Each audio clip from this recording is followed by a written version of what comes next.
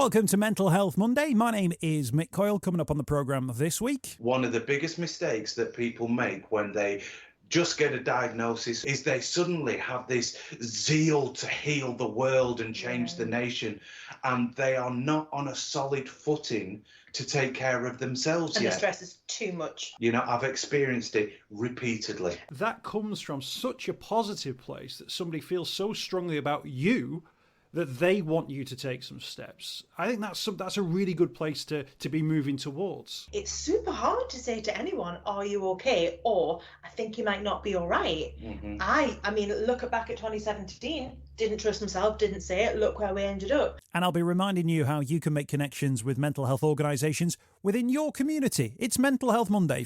Mental Health Monday with Mick Coyle. Tackling the stigma. Yeah, hello, welcome to another show and a couple of brilliant guests for you this week. Just coming off the back of the weekend where we celebrated and marked World Mental Health Day. Celebrating the right word? Not quite so sure. Certainly using it as an opportunity to share messages on social media. Thank you to everybody who, as I mentioned last week, pledged an act of kindness for Where's Your Head At? The brilliant map, Where's Your Head At? Type that into any search engine, you'll get the details of the pledges that were made in your local area. Thousands of people got involved in that.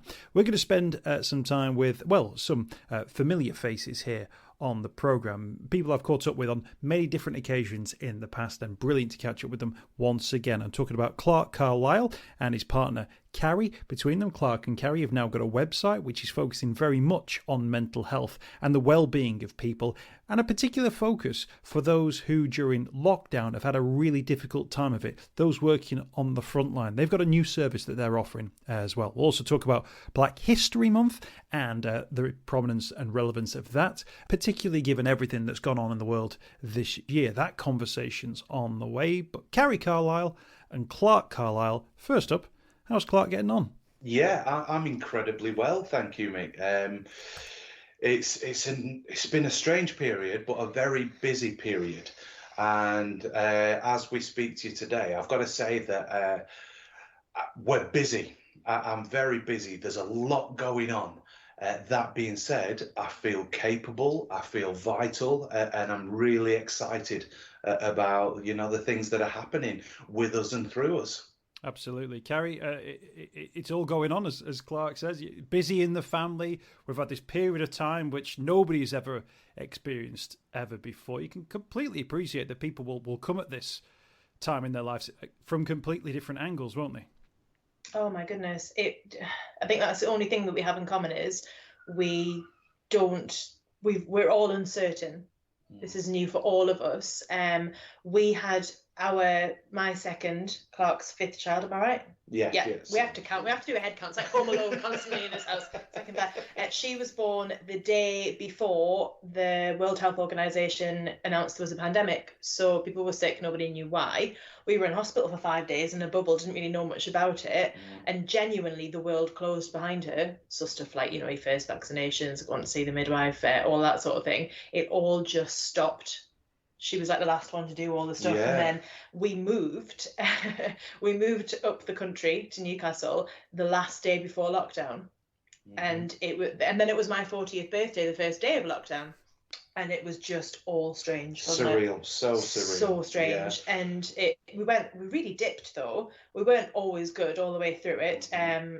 We live with my mum. So imagine being in lockdown with your mother-in-law. So that was an interesting few 6 months. When I Clarke, because we shielded. I plead the fifth. We did all right when we asked for help. Yeah, that's the truth. And so you forget that though, as soon as you ask for help and you get the help, and the help is great. And Clarke will tell you more about that, I'm sure, because he has just been thriving since he's found his new therapist. But he avoided it. Didn't you? I did. Why'd you have to come to this so soon? Because it's the beginning of lockdown. It's important that we start by saying that we're great now because we got help, because we're good at recognising in each other when it's time to intervene. Yeah. But I can come back to that, a little cliffhanger for you. But we're good, and luckily we've dipped at different times, which I think is important in any relationship. Don't have a meltdown at the same time. So we're all right, aren't we? We're both all right now, which is good. I think it's interesting though that right at the start of lockdown, we didn't know time frames, did we? So I think for a lot of people thought, well, here we are for a couple of weeks. Okay, I can write things out for a couple of weeks. Then when it was clearly going on for a little bit longer, then you can completely understand that some people really started to struggle at that point, but also understand maybe that's when some people thought, this might be a problem for me. Now's the time that I maybe need to reach out. Definitely, you're 100% right, mate. As human beings in our entirety, we don't deal very well with uncertainty, and that's why we have the skill of compartmentalization. So when lockdown started, and we're, like you said, but to a man, to a woman, to a non-binary, we said this is going to be for 2 weeks. This is going to be for 4 weeks, and we can put it in that box. But now that period has passed, and we've emerged to almost an infinite period of uncertainty where things are different. We don't know whether to go back to work, whether to work from home, who's in our bubble, who's out of our bubble. It's changing on a weekly basis. This uncertainty is where we as human beings flounder. It's why we have routines. It's why we have structure todays. It's why we have opening hours and working hours, because we thrive with those boundaries. So when boundaries are taken away, and not only that, you're expected to enforce new boundaries in your own home, where your work life and your home life now have to coincide, it really does leave people... I've used floundering too many times, but, struggling, looking for help. This is a new environment for every single one of us. So if people are experiencing that, then that is normal and it's understandable. And if you're not experiencing that, then why? This is what's going on now. It's a huge period of change. So to be able to see that, to acknowledge it, and then embrace it, that's where the steps to thriving and dealing with the situation, that's where they come. We've spoken in the past, though, Clarke, about, suicide attempts and where your head has been at. What was the thing, what was the moment in that early lockdown period that made you think, all right, okay, my head's going in a different direction here now? It was his wife. Yeah, the thought I had was actually my wife. He was fine. I'm going to answer this for him because that's my job. Clarke's mood from the outside was dipping. He was sleeping a lot. He was on his phone playing games, like just all day, every day. Classic avoidance. Yeah, just absolutely asleep or on his phone, or, with our kids as well, because we have a non-verbal toddler who, and if you're in a dip, spend your time with someone non-verbal, They don't demand anything off you except hugs. It's a really good indicator. And they're best buds anyway. But it got to the point where I said, right, you've got to... ring the PFA, Professional Football Association, because they're wonderful with therapy for former players. They've been wonderful with us. And I've said, right, ring them and say, you know this drill. You've been through cognitive analytical therapy, and your therapist said at the end, this is not over. You will need therapy in the future. It's up to you when you're going to pick it up. And I'm like, right, I'm pulling rank here as wife, as Mrs. C. You need to ring them. So they rang, and he missed the call, and he was like, oh, well, never mind. And I was like, get on that phone and ring them back. And this is us who talk to people all the time and say, look, don't avoid this, get help. Or they're like, oh, I've missed it now. There's no way to rectify this. I've missed the call. And I was like, get on the phone. And we were so fortunate. Clarke was assigned the most incredible therapist that he would never have gotten had Zoom calls not been a thing, because this therapist's in London, we're in Newcastle. But thanks to the pandemic, my goodness, how many people can say that? And how many, we're corporate speakers. The pandemic's not been great for us. We've lost family members. We've had family members been ill. It's touched us all. But Clarke was able to be assigned a great therapist, and it was a rough few weeks, and then things just took a major upswing, didn't they? They did. So yeah. I did it, and he does it to me as well. He will say to me, you're not right. He's more patient than me. He'd be like, look, I've been looking at this for like 10 days now. You've dipped, you've stayed constant, you've cried or whatever. It's time to get your help. And we have to respect each other and trust each other in that, You can't spot it in yourself. Well, that's the power of doing it together. Being on this journey together is that the point at which I, on my own, would seek intervention for myself comes way later than when the point where my wife sees that I'm on a journey where I'm going to require intervention, and the same vice versa. But it takes confidence to do that. It does. It takes confidence. It takes trust. It takes trust. It takes me listening and hearing my wife without feeling like she's accusing or judging me. You know, it takes. I didn't say it kindly. I didn't mollycoddle her. I'd get your ass on that phone. You were forthright. This needs clarification. You're forthright. Yet I know that comment from you comes from a place of love. Oh, of course, yeah. I know that you're not saying you're in trouble, get your stuff together. Or sort yourself out, man up. No, just, I know you can feel better than this. Yes. Do you know what I say to him without saying it? It doesn't have to be this way. Yeah. But I had to really practice to have the confidence to say that. It's super hard to say to anyone, are you okay? Or I think you might not be all right. I mean, look back at 2017, didn't trust myself, didn't say it, look where we ended up. I did this through practice. The only difference between us and the person next to us is we've been fortunate enough to have therapy, to get therapy, to benefit from therapy, but we practice. Yeah, and you talk about this on the website, the project that we'll come on to, Practice Makes Permanent. It's so interesting to hear you say, Clarke, because I've seen you stand up and deliver these talks about the Premier League footballer who went on this journey and now goes on this slightly different journey, but still requiring the outside influence. Somebody else to spot some of those signs, even though people would presume, no, surely you know, given all you've been through, what those signs are. And I think sometimes people have those conversations about it's okay to not be okay and all those things. Great.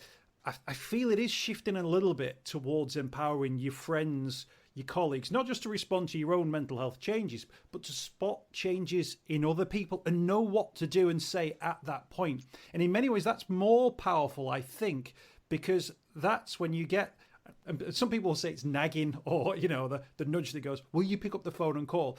But actually, that comes from such a positive place that somebody feels so strongly about you that they want you to take some steps. I think that's a really good place to be moving towards.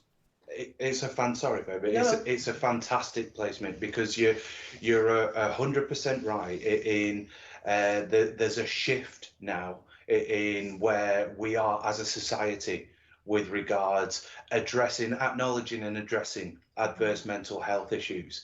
And what we have aimed for with Clarke and Carrie's place, and what we always point towards when we do our public deliveries, our corporate deliveries, is not just mental health awareness, but confidence and competence when you spot signs of adverse mental health. You know, being aware that someone's poorly is one thing.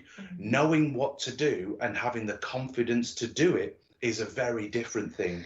And just like I said in the last comment with Carrie, you know, the person who is in crisis or who is experiencing adverse mental health, for them to know that comment, that intervention is coming from a place of love and care and not coming from a place of judgment and accusation, that's where we're heading to. You're 100% right. Because 2020 is such a good phrase, you use that now on the website, clarkeandcarriesplace.com. Because I think as well, sometimes people need a reason or an excuse to sometimes offer a bit of something about themselves. And I think because 2020, if you say anything about feeling stress or anxiety, uncertainty, lacking confidence, a million and one different things, no one's going to go, well, why do you feel like that? The answer is because 2020. Because 2020. Like, where have you been? Why on earth wouldn't you think that why isn't everyone feeling like that? Look at what's going on around. You know, we've done a lot of Zoom deliveries. That's our new normal to NHS trusts, dozens of NHS trusts face to face, and then Zoom, and carers, 27,000 carers or something crazy were able to watch another interview from us. And we know that these people who are on the front line, and it could be them, it could be the person in the supermarket, it could be like my mum who works for the police. It's when you are on the front line and you are constantly afraid of an unknown entity, you get PTSD. There are people legitimately displaying signs of PTSD, and they're having flashbacks, they're having, you know, they can't sleep at night, they're having nightmares, they're having interfering thoughts and images. And we only used to see that in ex-soldiers. And now civilians have it. And we, because 2020 came about, because we wanted people to know that this is what they might have and this is how they might be able to get help for it, and that so many thousands of people feel that way. We need people to acknowledge that it's not because they're weak, it's because they have faced their jobs and dedicated themselves to other people so bravely that it's damaged them. Yeah, to the detriment of themselves. I can't imagine. I mean, imagine being the person that runs towards the burning building and not away from it.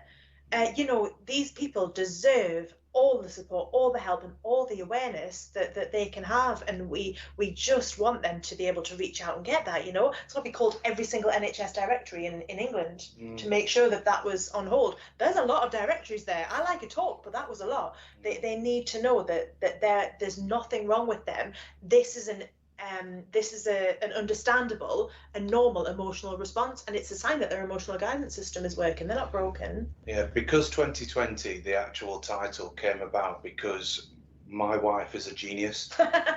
She's a genius. Just like you said there, mate. They're the only two words that are necessary to introduce mental health support. Yeah. Why? Because 2020, yeah. it's not even a local thing. It's not even a national thing. It's a global statement that everybody's going to be able to resonate with. And one of the biggest points because I was actually quite reluctant to have this section, obviously we wanted the support services directory for everybody. And Carrie, she was adamant. She said there are people who have given of themselves, not only to the detriment of themselves, but it's going to be a double injustice that the wider society is only just acknowledging what they do for us. Yeah. This is coming from the point that these people have been doing this for years. They've been working at this pace, giving of themselves so much for years and years and years.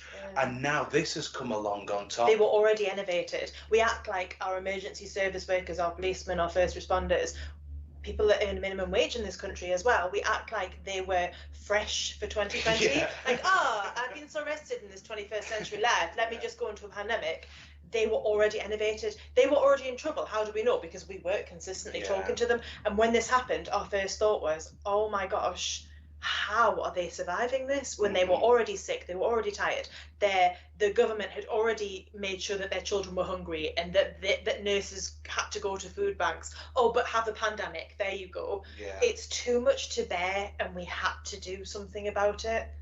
Don't make me cry. Tell us what the offer is then. If people head to the website clarkeandcarriesplace.com, they'll hear about the traffic light system. They'll hear about Because 2020. What's the offer for them? Go on, can I go first? Yes, please do. Can I just say that Clarke built the entire thing himself and it took months and like 18-hour days, and he's a genius, by the way. You won't tell people that. It's amazing. Like, he's never even had a website before and he was like, oh, why don't I just do this? It's a labour of love. Every single thing on there we have put in, we have designed, every single word, every single button, that's us, isn't it? Yeah. It's our home and we want you to come stay with us for a while. And it's allowed, you're in our bubble. So you go on and the very first thing that you will know, should we start at the very beginning? The traffic lights? Definitely. We want you to be able to identify how you're feeling, and we don't think, like you said before, Mick, it's hard to know, and maybe you don't have a person to ask it because you haven't started that journey with them. If you haven't practiced, don't ask someone to do this fresh off. You need some rehearsal. So you can head to the questionnaires. You can fill in one for PTSD. You can fill in the NHS one for depression, the Goldberg test. You can fill in the anxiety one, a health anxiety one, a finances one. And those things will give you an objective number score and then tell you whether it's contact your GP, go to A&E, whatever. From there, do you want to? No, I'm listening. You've listened, you built it, really? Then there's the red, amber, and green. I don't drive, so I'm like, which ones are they? Red, amber, and green. Red is an emergency. Like, for example, we didn't know that chest pain, a loss of consciousness, they're the two big red emergencies that you go to A&E for and get through the groups. There's a third one. Do you know what it is? No, not at all. Suicidal thoughts, right. Suicidal ideation. Chest pain, loss of consciousness, suicidal thoughts. They're the things that get you red light all the way straight to the front of the queue at A&E. Nobody knows that. We saw it written on a wall at a GP's and went, is that actually a thing? It is a thing. It's on every medication packet as well, weirdly. So that's your red light. If you have taken that quiz, or you are feeling suicidal, it's written there, black and white, or brown and white, I think, go to A&E or call 999, and there's no other way around that. You take the amber one. Yeah, there's subsections of the traffic lights as well. So within that red light, if you're not in immediate danger, or if you're finding out for someone else who isn't in immediate danger, then we've put links there to your local NHS crisis teams. Yeah. There were over 120 crisis phone numbers, Mick. Just in England. I think this is an absolute travesty.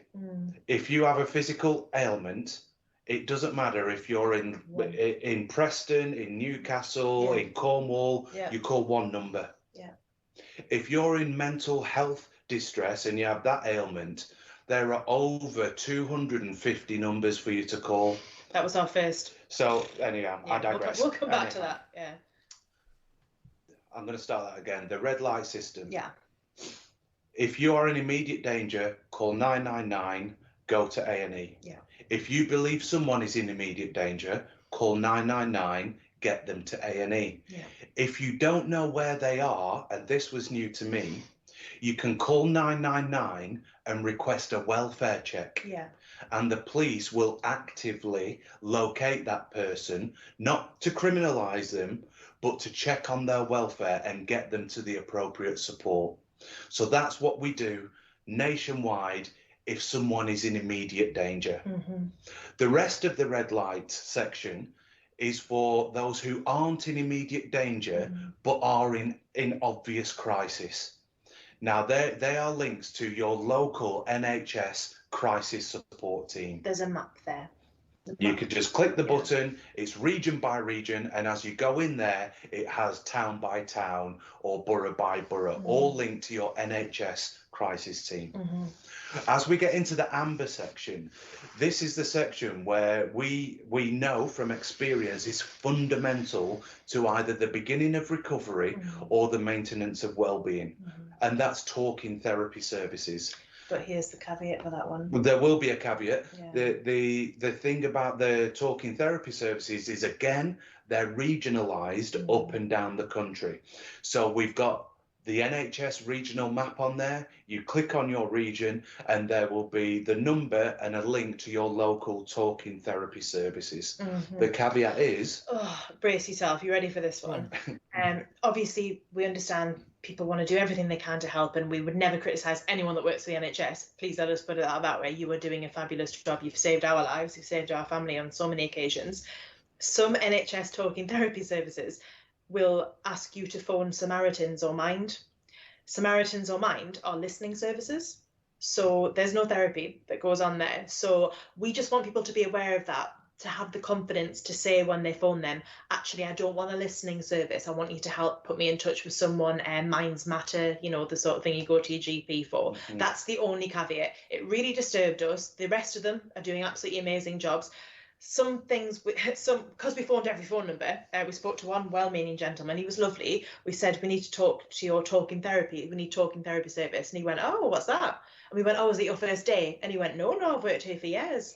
And we said, and no one's ever asked you for talking therapy? No, not at all. So please use the phone numbers, because the more these people get used to phoning you, the more astute they can be at doing their job as well. So that's the only caveat there. Please don't be fobbed off with a listening service when there will be a talking therapy for you. Green. The green as a final one. We've put this in the green light section because I believe that these are services that people often mistake for professional support services, and they're not. They're peer support services. Which is very important. Very different. So if you are on a journey and you have your professional support and you want to interact with your peers and share that with them and discuss things with them, these are the services for you. And this is what constitutes Mind, Samaritans, maybe AA 12-step services, Silver Line, things like that, where these are charities and organisations that constitute our peers, who are there to listen, maybe discuss, and point us in the direction of further help. Ta-da! But apart from that, it's a very simple system. No, I think It's easy to watch. No, I was going to say on the website, it is absolutely really clear. And actually, sometimes people say, oh, mental health should be like, when you break your leg, but actually, you set it out really clearly there. Your needs are always different, and people's needs are going to be different at any one time as well. And it's about knowing if you're at a green, if you're at an amber, or if you're at the red, because your response and your reaction to that is absolutely going to be, prescient upon all of those things and more. It's interesting you made the point about the 999 number, that we all know 999. We all know stop, look, listen. We all know all of those things. Don't talk to strangers. We still, we've spoken on many occasions in the past. We're still, I don't think, any further down the line in terms of that public health information message. Around what to do if you need to talk to somebody about your mental health. And I think it's interesting, that these numbers are now available within local NHS areas. And that's brilliant, because there you go. But what's the thing that's going to get you to the website where you're going to find those numbers? What are those hooks going to be to all of those factors and more? The thing I do at the end of each podcast where I say, if you need to speak to local services, hubofhope.co.uk. If you need to speak to the Samaritans, it's this number. If you want to text somebody, it's this number. I would much rather say, if you want to talk about your mental health, pick up the phone, call 464. Yeah. Mm-hmm. And from there, the operator will point you in the direction of the services that you require. Direct to your local counselling service if you need it, through to an NHS service if you need it, through Samaritans, or they'll transfer you direct to 999 and get that immediate help. I picked number 464. If you want to endorse the 464 project, we'll go with that. You probably worn those numbers on the back of your shirt a few times, Clarke, and we can build it into that as well. No, just as one number, Mick, 464. That was my squad number. No, you've hit on a really important point, and one that is,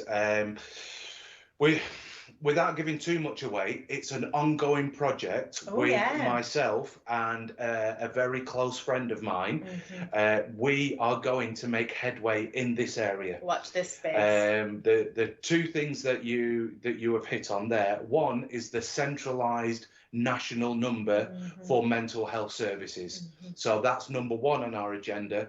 Two is the visibility of said services.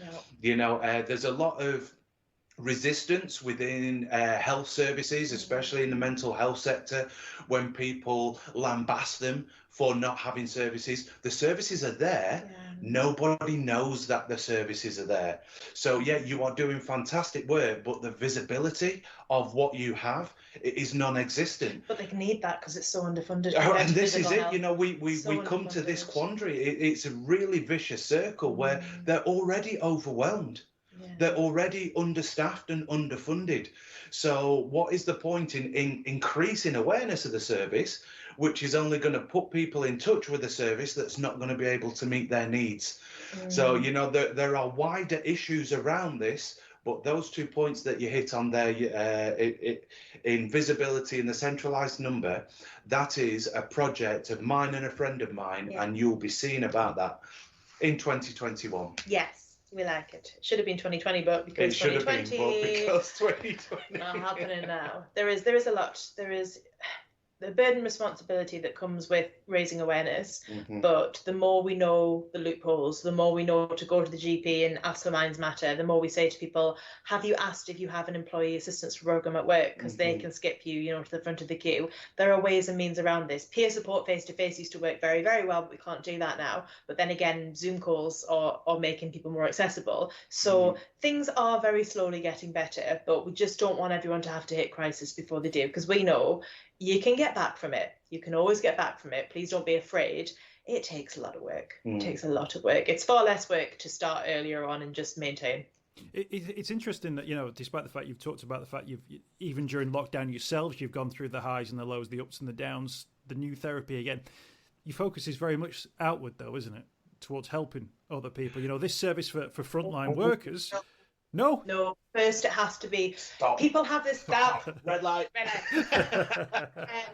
The tendency has to be, and that's why we didn't have a knee-jerk response to let's Zoom call everyone in the nation, let's go on such and such TV program and say do this everyone.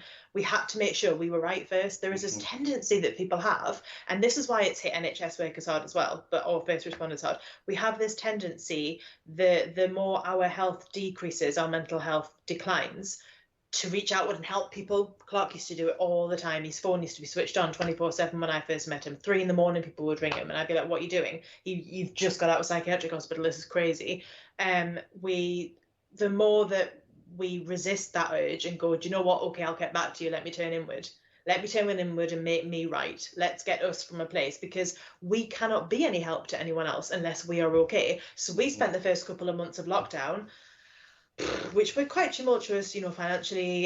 You know, we lost our home. We moved in with my mother and his mother-in-law, and we've got 2 young kids. We've got 3 slightly older kids. It was tumultuous. We had to get right. And as soon as we took that time to get right, then the inspiration came from a solid foundation of, okay, now I can help you without innovating. But we tend to try and compensate for that. And NHS workers, well, they're trained to put other people first. First responders, they're trained. That's just them doing their job. It's expected of them. How on earth we counteract that? Well, that's what we spent months looking at. So we got right. Then we went really far inward. And now we're emerging like little turtles from our shells, aren't we? A turtle from a shell. Turtle from a No, shell. a butterfly from a cocoon. It's better. I don't want an image of a turtle's head. I'm sorry, Mick. No, Butterfly. it's a really, really important point. I have to be well in order to fulfill my roles here.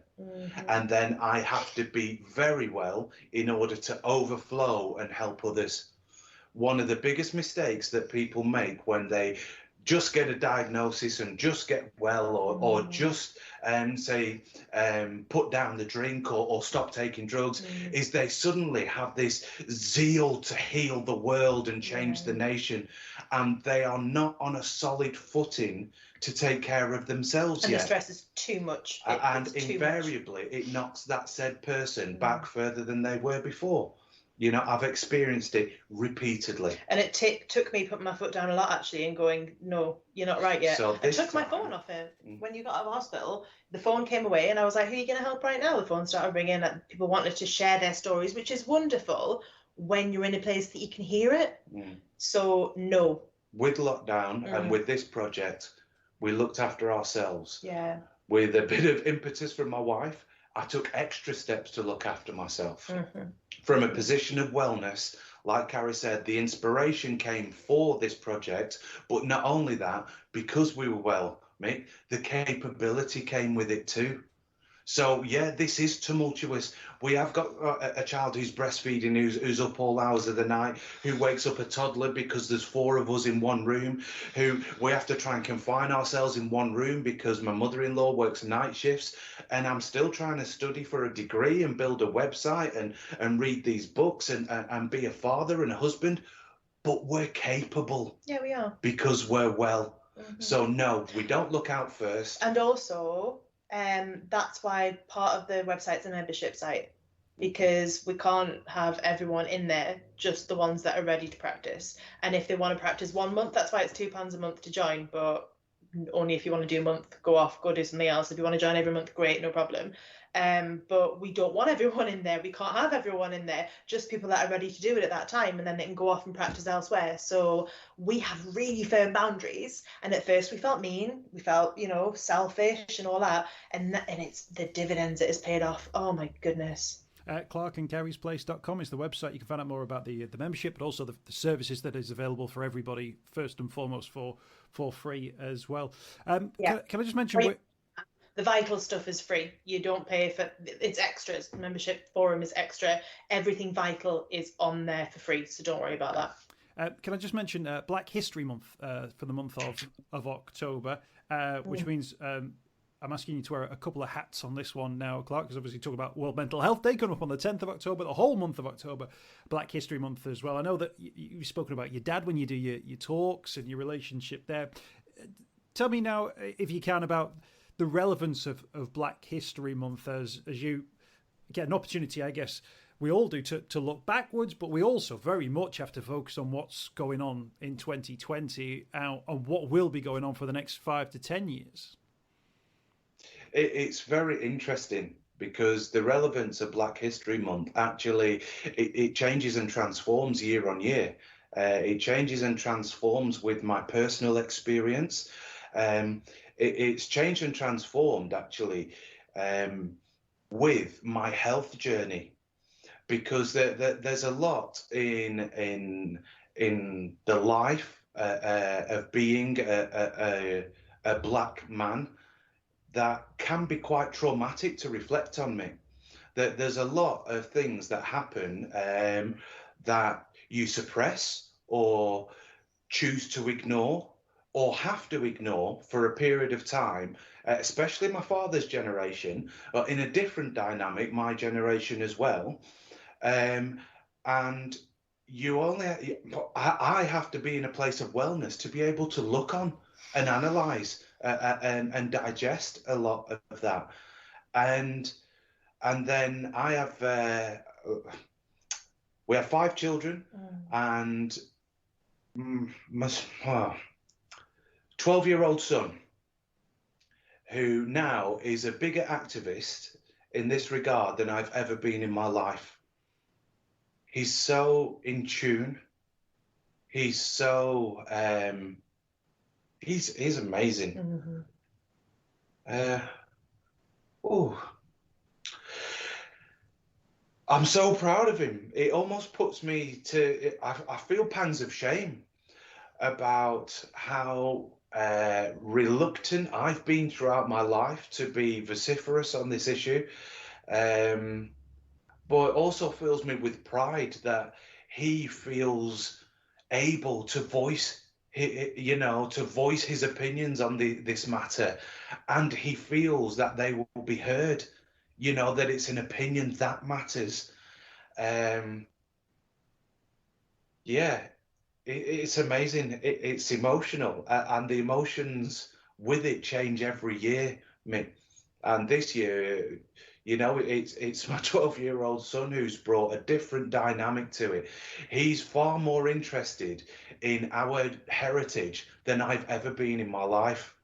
He's taken an active interest in not just finding out about him and us and my parents, but his great-grandparents, his great-great-grandparents, what actually happened in the Windrush, where was our family before the Windrush, what was the impact of being a diaspora community, for my granddad, his great-granddad, when he first came to Preston, when I'm still at the point where in therapy, I'm dealing with the nuts and bolts to the impact of what happened for my granddad coming over, and the impact that had on the conflict in my granddad's original culture and heritage, and then how he had to conform to live in England, and the impact that had on my dad growing up, and the impact that had on my academic aspirations and my home life, and the Anglicized nature of being a black person in England. But my son seems to be free of that. And, I am just at this point, we are just at this point where we're seeing the differences.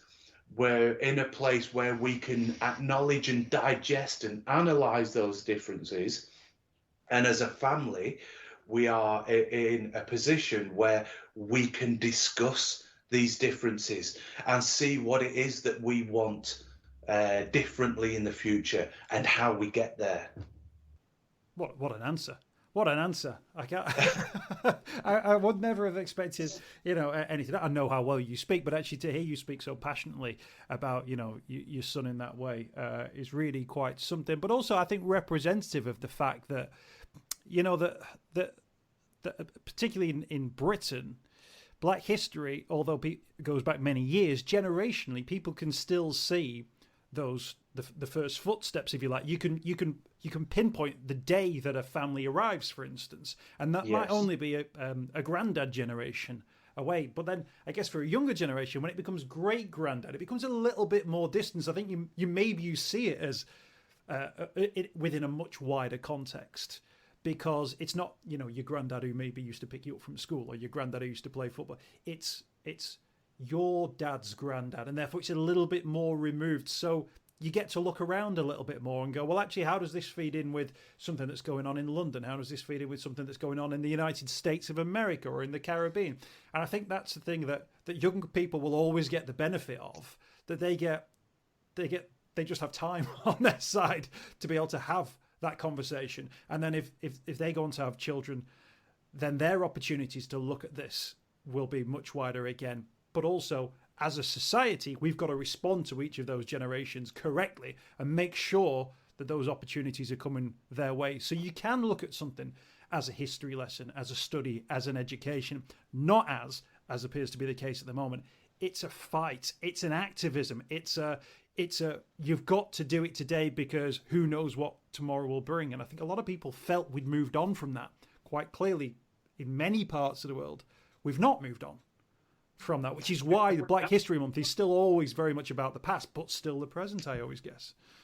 Definitely. And we've not moved on from that, because there are implications that still hang over, and implications that are in our day-to-day structure and curriculum. I came through 11 years of schooling in England, and the only focus on Black history or prominent Black people that I learnt in history lessons was about slaves. And even that was only for 3 months of 1 year at high school. And it was the slave trade. I was never able to, in our current curriculum, to learn about the heritage that pertains to me. So, even though I'm battling now with the guilt about that. I discuss in therapy about the guilt of me not knowing my Black heritage and my Black roots. Whereas, there's a responsibility within me, to be proactive in that regard now as an adult. But there is also a liability from the education system that I came through that didn't bring anything of that regard to my attention. There's also a responsibility on my parents for what they were teaching me and made relevant as I was growing up. And that has to be taken in context. The context is, this was the late 70s and early 80s, where my father had to fight to leave the house with my mother because he was Black and she was white. It's the late 70s and early 80s where, as a race in this country, the battle was confront or conform. And my father chose to do everything that made it easier for us as children to progress within this society. And what made it easier was, do you know what? Conform to the system. Speak the Queen's English. Apply yourself at school and academia. Prove yourself to be better than your peers so that you have an opportunity to progress. It was to be forward looking as opposed to looking backwards and trying to advocate what had gone before culturally. And so that's the legacy. And it's still present. It's still present in the curriculum. It's still present in what our children learn at school. It's changing, but it's not good enough. Yeah. Sorry, Mick, can I just say this is something that I think is a little bit more controversial, but is very prevalent in this issue, because we're having the whole statues being pulled down, and everything that is all the symbols of slavery and slave trade and the profits of such. This is my personal belief. I'm not sure I've shared this with Carrie yet. My personal belief is that they shouldn't be there as markers of achievement Equally, we shouldn't rip them down and throw them into the sea. These are things that I know that over in, I'm sure it's in Russia, that they have a statue graveyard where these statues are placed where they can still be seen, and the plaques on them are educational. This is a symbol of the time it was erected, and at that time it meant this. Now it's representative of that, and they should be symbols of learning for us as a society. You know, this is what was. We can't whitewash it, we can't ignore it. We have to acknowledge, educate, and learn from. So that's what I believe. I think we should have some kind of, statue graveyard that's educational for generations that come through. You're always full of life, vigor, new ideas, campaigning sort of mantras and a million and one different things, and it's always brilliant to hear, because I know how much you also take that idea of sort of the self-reflection and making sure you're writing yourselves moving forward. It's always I think quite inspiring to catch up with you as well. We should make it a more often thing. I've taken up far too much of your time. Thank you so much for your time today. Really appreciate it. I think we've covered off every single base that we could ever have possibly discussed. The website where people can go to find out more about Because 2020 and the services there, the directory services you mentioned there, clarkeandcarriesplace.com, that link is available now. The traffic light system as well, you can get all the latest on that one. We'll catch up again on the idea of the national number. I think that's a brilliant idea as well. I'm sure your thoughts on Black History Month will really resonate with many people as well. Good luck with having a baby in the house as well. I think baby was due when we last spoke as well, so it's good to see that that's all happening. Shame about the sleepless nights and all that. I'm just out the other side with my 2-year-old, but they're just creeping back in again. And I'm not quite caught up with the sleep yet, but it's an absolute pleasure. Clarke and Carrie Carlisle, thank you for your time. See you, Mick. Thanks, you take Mick. care, God bless you. I hope you've enjoyed this week's podcast. Thanks for checking out Mental Health Monday. My name is Mick Coyle. You can find me on Twitter at Mr. Mick Coyle. You can also find me, Mick Coyle, on Facebook as well. Don't forget, if you want to speak to somebody about your mental health, you can do so. The Samaritans, free to call on 116 123. You can find mental health services where you are. Just look for the Hub of Hope. Type in your postcode. It'll find those mental health services close to you. And for support in a crisis, you can text SHOUT to 85258. That's if you're experiencing a personal crisis, you're unable to cope and need support. Shout to 85258. That's a text line. Do get involved in those services. In an absolute emergency, always remember the number to call is 999. Thanks for downloading the podcast this week. We'll be back next week with more Mental Health Monday.